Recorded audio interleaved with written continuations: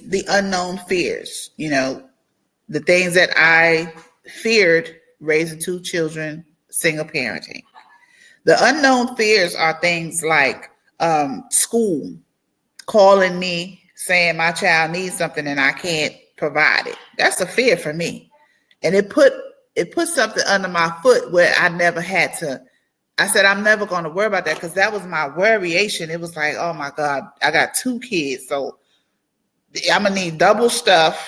Every time I was shopping, I needed double things, the unknown things that could come up with a child. It's so much. You could get hurt, emergencies, the unknown fears. I'm just here to tell you all, let God be your guide. Let God take the wheel. Again, if you budgeting your life out as a single parenting home, if you're, got a little nest egg, you can get a little nest egg because $20 here, $20 there help you. And you'd be surprised what that little $20 here, $20 there will do in an emergency. Sometimes I felt like, hey, I got saved $300 and then I got a call, something cost $300. You feel what I'm saying? So it was like, it's good to save because it's like the Lord be telling you to save that money for something. As soon as you get to that little, you think you got some money, your tire gonna go flat. That's the unknown. Your car tire flat now. You need an alternator in your car. Like those are the unknown fears of being a single parent home and having no help. The things you don't think about, that can occur while you're taking care of kids. And it's not just about taking care of kids because you got a whole household. You got light bill, rent, you got food, you trying to watch some TV. Back then it was cable, but I didn't pay for cable. I didn't do cable. We did the tapes from, my kids, we did the VCR tapes and all that. I was not paying for cable because again, I was on a budget and I said, this is what I need and this is what I don't need. And we don't need this. And like my kids would go to my mom's house sometime after school. So it was like choosing who house got what. Because if they spent more time at my mom's house while I'm in the salon, then I would prefer to help her pay for her cable than we both having cable and you at my house. And you know what I'm saying? So it's choices. It's choices to help you with the unknown fears. And I'm just here tonight just trying to help my sisters out that single parent homes because it is hard. And we're in 2023, so I can only imagine if I was raising kids in 2023, I probably would be bugging out and no help. Oh, I probably would be bugging out.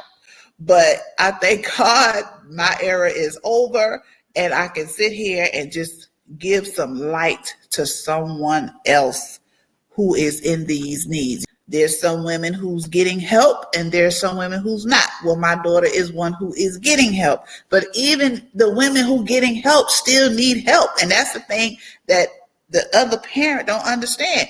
Even the ones who giving help, why you just throwing your check at me?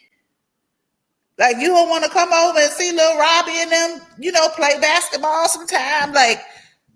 But you're going to have those ones who they don't want to see the child play basketball. They don't want to call a child. They just want to throw you the check. What do you do then? Well, what I tell my daughter, keep living. That's what they do. They still complain. It's like, so that's why it's important. And this is the whole purpose of this segment is so women can hear your story and see how you went about it. Because sometimes you have to hear other people's story to see, okay, that's a possibility. And that's a route that I can take in my life as a single parent, but I just feel as though when it's kind of you torn between the two because you have those moms who are getting help financially, right, but then they want the physical help. They want to call your dad and he answer the phone, or call your mom and she answer the phone, because there's some single dads out there as well. A lot of people don't talk about single dad, but single parents. Oh, they doing it. They doing good too. Thank God for them. So when you get the check, I want you to physically be around, but just from what I hear out in the world, the men aren't. They're like, I'm giving you $800 a month, a week, whatever it is. Mm-hmm. I can't do that and come to little Robbie games and things of that sort. So I think the whole point of this segment is for women to understand that you, although it is something that it's a kind of a false, like it's a reality, but it's a reality that you don't want to really come to grounds with. You're still in disbelief that it's a reality. Yes. Go about it, you need to make sure that you are loving you communicate with your kids, because these are the things that you're essentially saying that you did. You communicated with your kids, you love yourself, and because you love yourself and you budget out a plan for you and your kids as a single parent, men still was attracted to you because they love the fact that you took care of yourself and your kids. Oh, yes. I had to get rid of them, honey. Yes. You wasn't a single parent that, you know, some single parents, they leave their kids at home. You see what I'm saying? You didn't do that. You brought your kids to functions so they could see, oh yeah, I got 2 daughters. And even with us growing up, you still was careful how you brought men around. You see what I'm saying? So these are all the things that women need to take away from what's being stated today. Have boundaries that you set. Have a financial budgeting plan. Have a nesting egg. Be responsible for your responsibilities, and don't worry about who is not being responsible, because that will put you in a state of depression. That will put you in that's a where state you of, get state of what do they call it? Regret. And you don't want that.